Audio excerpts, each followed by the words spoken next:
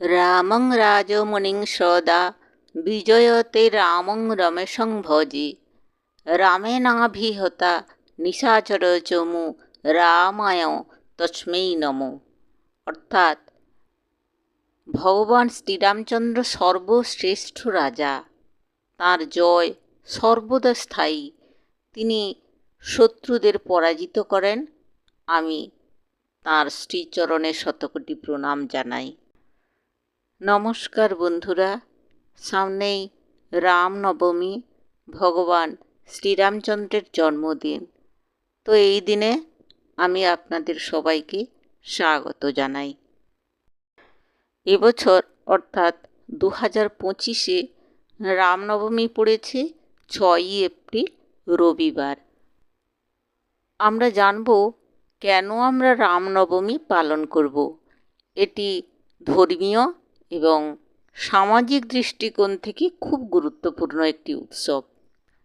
ধর্মীয় কারণ বলতে শ্রীরামচন্দ্র হিন্দু ধর্ম মতে ত্রেতা যুগে ভগবান বিষ্ণুর সপ্তম অবতার শ্রী রাম অযোধ্যার রাজা দশরথ এবং রানী কৌশল্যার পুত্ররূপে জন্মগ্রহণ করেছিলেন। তাকে ন্যায়, ধর্ম এবং আদর্শের প্রতীক হিসেবে পূজিত করা হয়। আর রাম রাজ্যের আদর্শস্বরূপ রামের চরিত্র এবং শাসন ব্যবস্থা আদর্শ সমাজের প্রতিষ্ঠার প্রতীক। সেই কারণে ন্যায় বিচার, সত্য এবং কল্যাণ প্রতিষ্ঠিত হয়েছিল বলে রামনবমী পালন করা হয়। আর এই দিনে ভক্তরা উপবাস পালন করেন, রাম নাম সংকীর্তন করেন, আর রামায়ণ পাঠ করেন এবং মন্দিরে পুজো অর্চনা করেন। এই রামনবমী উপলক্ষে আয়োজিত শোভাযাত্রা এবং মিছিল সমাজের একতা এবং ধর্মীয় সম্প্রীতির বার্তা দেয়।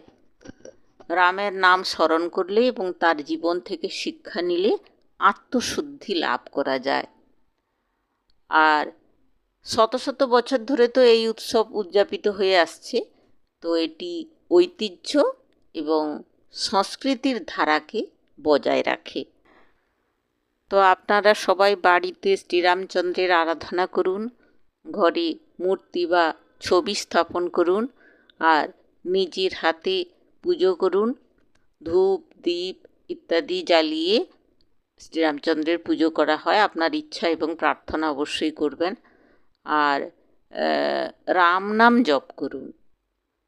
রামায়ণ, ওই দিনে রামায়ণ পাঠ করুন, বিশেষত বালকাণ্ড বা রামের জন্ম সংক্রান্ত অধ্যায়।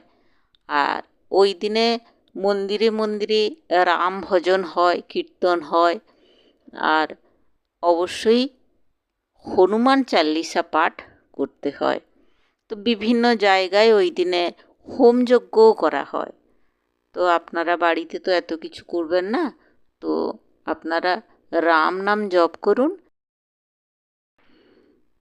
শ্রীরামচন্দ্র যে পথ আমাদের দেখিয়েছেন, অর্থাৎ তিনি পৃথিবীতে অধর্ম এবং অসুর শক্তি বিনাশের জন্য অবতীর্ণ হয়েছিলেন। সুতরাং তাঁর পুজো করলে অশুভ শক্তি নাশ হয় এবং জীবনে শুভতা আসে। তাঁর জীবনে ধর্ম, সত্য ও ন্যায়ের পথ অনুসরণ করেছিলেন তিনি। তো সেই কারণে তাঁর চরিত্র থেকে আদর্শ জীবনযাত্রার শিক্ষা পাওয়া যায়। শ্রীরামচন্দ্র ছিলেন একজন আদর্শ রাজা, আদর্শ পুত্র, আদর্শ স্বামী এবং আদর্শ ভাই। তাই তাঁর পুজো করলে পরিবারে সুখ, শান্তি এবং ঐক্য বজায় থাকে। তাই শ্রীরামের পূজা শুধু ধর্মীয় কারণ নয়, মানসিক শক্তি অর্জন, জীবন গঠনের শিক্ষা, পারিবারিক সুখ এবং সমাজে ন্যায় প্রতিষ্ঠার জন্যেও করা হয়। বলা হয় যে শ্রীরাম জয় জয় রাম, এই মন্ত্র জপ করলে পাপ নাশ হয়, মানসিক শান্তি আসে এবং আত্মশুদ্ধি ঘটে। তিনি রাক্ষসরাজ রাবণকে পরাজিত করে ধর্ম এবং ন্যায়ের জয় নিশ্চিত করেছিলেন। তাই শ্রীরামচন্দ্রের নাম জপ করলে কষ্ট দূর হয়, শত্রু বিনাশ হয় এবং সৌভাগ্য বৃদ্ধি পায়। শত্রুদের কুপ্রভাব থেকে মুক্তি পেতে রাম রক্ষা স্তোত্র পাঠ করা হয়। আর যাদের রাহু এবং কেতুর দোষ বা শনি দোষ আছে, রামের পুজো করলে সেই কষ্ট থেকে মুক্তি লাভ পাওয়া যায়। আর রামের মূর্তি বা ছবি ঘরে থাকলে পজিটিভ এনার্জি বৃদ্ধি পায়। যদি অশান্তি থাকে ঘরে, তবে রাম নাম জপ করলে শান্তি ফিরে আসে। তো বন্ধুরা, আপনারা অবশ্যই রাম নাম করবেন এবং সুস্থ থাকবেন, ভালো থাকবেন, আর আমাকে আপনাদের পরিবারের একজন করে নেবেন। নমস্কার, ধন্যবাদ।